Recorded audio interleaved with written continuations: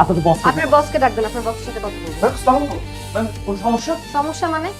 আমি আপনাদেরকে আগেই বলছি না যে আমার ব্যবসা আমি আমার মতো করে করি, কোনো পার্টনারশিপে যাব না। হ্যাঁ, আপনারা আমাকে অ্যাসিওর করছেন যে সব আমার মতো করে হবে, তারপর আমি পার্টনারশিপে গেছি। এখন কেন ওই পুরো বিল্ডিং জুড়ে ফুলের দোকান হচ্ছে আমার পারমিশন ছাড়া? কে ডিসাইড করে এটা? ম্যাম, আমি বিষয়টা দেখছি, আপনি একটু ঠান্ডা হয়ে বসে নাই করেন। কিসের বসবো? আপনার বসের সাথে আমি কথা বলবো। Ma'am ma'am ma'am please, ma'am ma'am ma'am ma'am please, ma'am ma'am ma'am ma'am ma'am ma'am please, ma'am ma'am ma'am.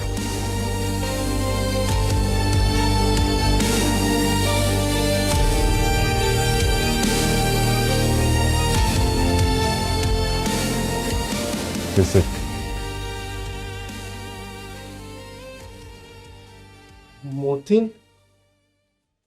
তুমি আমাদের সাথে নাফি সাহেব, কি হচ্ছে? স্যার আমি অলরেডি আমাদের এগ্রিমেন্টটা স্যার টার্মিনেট করে দিয়েছি স্যার। সো সো মানে ব্যাপারটা এখন আর সো এর মধ্যে নেই। আমরা আমাদের সারা জীবনের যত সেভিংস ছিল সব এই প্রজেক্টের মধ্যে ঢেলে দিয়েছি।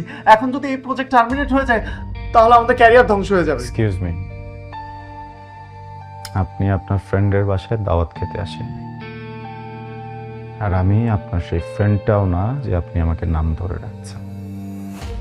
আপনি যখন আমাদের সাথে এগ্রিমেন্ট সাইন করেছিলেন সেখানে স্পষ্টভাবে লেখা ছিল কোনো কারণে যদি আপনাদের প্রোডাক্টের কোয়ালিটি আমাদের ঠিক না মনে হয় আমরা সেটা টার্মিনেট করব। আপনি কি সাইন করার আগে সেটা চেক করেননি? স্যার স্যার আমরা কিন্তু প্রোডাক্টটা গুড কোয়ালিটি ইনশিওর করছি স্যার।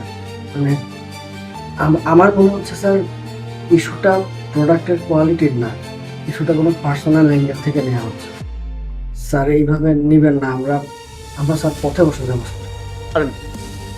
সরি স্যার, ভার্সিটি লাইফে কি হয়েছে না হয়েছে সেটা এখন টেনে ধরে কোনো ডিসিশন নেওয়াটা ঠিক হবে না। আমরা তো ভার্সিটি লাইফে অনেক কিছুই করেছি, আমরা মেনে নিচ্ছি আমরা যেটা করেছি সেটা ঠিক হয়নি, and we are sorry for that. কিন্তু প্লিজ মানে ওই জিনিসটার জেদ ধরে এই প্রজেক্টটা টার্মিনেট করবেন না। আমরা ধ্বংস হয়ে যাব। আমরা এখন আর ভার্সিটি লাইফে পড়ে নেই, আমাদের ফ্যামিলি আছে, আমাদের ক্যারিয়ার আছে, আমাদের সব কিছু শেষ হয়ে যাবে। দেখেন মতিন সাহেব, আমরা আপনাদের প্রোডাক্ট বুঝিয়ে দিয়েছি, আপনি যদি আমাদের পেমেন্টটা ক্লিয়ারলি না করেন তাহলে আমরা কিন্তু লিগ্যাল অ্যাকশনে যাব। তারপর তারপর কি করবি তুই? আমি যদি চাই এখানে দাঁড়িয়ে শুধু তোর প্রজেক্ট না তোর 14 গোষ্ঠী টার্মিনেট করে দেব। তারপর কি করবি তুই? নাফিস সাহেব, স্যার আমার একটু কথা ছিল। স্যার, নাফিস সাহেবের চাইতে ক্লিনিংয়ের কাজটা আমি একটু ভালো বুঝি, তো ময়লা আবর্জনাগুলো স্যার আমি পরিষ্কার করি। আপনি যদি অনুরোধ দেন প্লিজ প্লিজ। এই খবরদার, বেশি বাড়াবাড়ি হয়ে যাচ্ছে কিন্তু। বের হন, বের হন। মতিন, আমি কিন্তু এটা শেষ দেখে নেব। মতিন, এটা কিন্তু একদম ঠিক হচ্ছে না। আমি কিন্তু লিগ্যাল অ্যাকশন পাবো।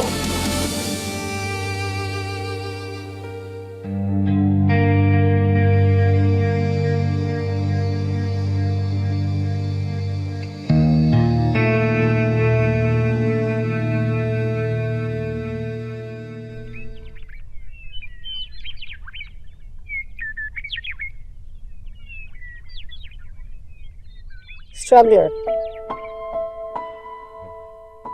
একটার পর একটা ইন্টারভিউ। বন্ধুর কাছ থেকে কাপড় নিয়ে ইন্টারভিউ দেওয়া যাতে সিলেকশন হয়ে যায়, তার নিজের কোম্পানিতে। বুঝলাম, সব বুঝলাম, কিন্তু মিথ্যা কেন? আর মিথ্যাই যদি বলবেন তাহলে দয়া দেখাতে গেলেন কেন?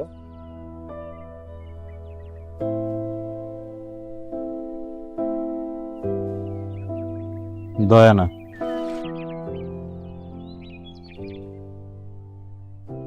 ভুল শুধরানো। কিসের ভুল? যে ভুলটা 5 বছর আগে হয়েছিল। 5 বছর আগে তুমি আর আমি দুইজনে ইউনিভার্সিটি এক্সপেলড হওয়ার পিছনের কারণটা ছিলাম আমি, যদিও দোষটা আমার ছিল না, কিন্তু ভুলটা আমারই ছিল। আমার ব্যক্তিগত সমস্যা দূর করার জন্য তুমি তোমার ক্যারিয়ারটা নষ্ট করে ফেলো। তাই ভাবলাম না বুঝে যে ভুলটা করে ফেলেছি 5 বছর আগে, এখন যেহেতু সুযোগ আছে তোমার ক্যারিয়ারটা ঠিক করে দিয়ে সেই ভুলটা শুধরে ফেলি। বাহ, দাতা হাতেম তাই। আচ্ছা, বুঝলাম যে কিছু মানুষকে শিক্ষা দেওয়ার জন্য মিথ্যা বলতে হয়েছে। তা আমাকে মিথ্যা কেন কেন?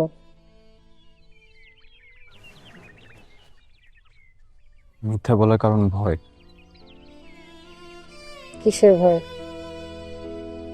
হারানোর ভয়।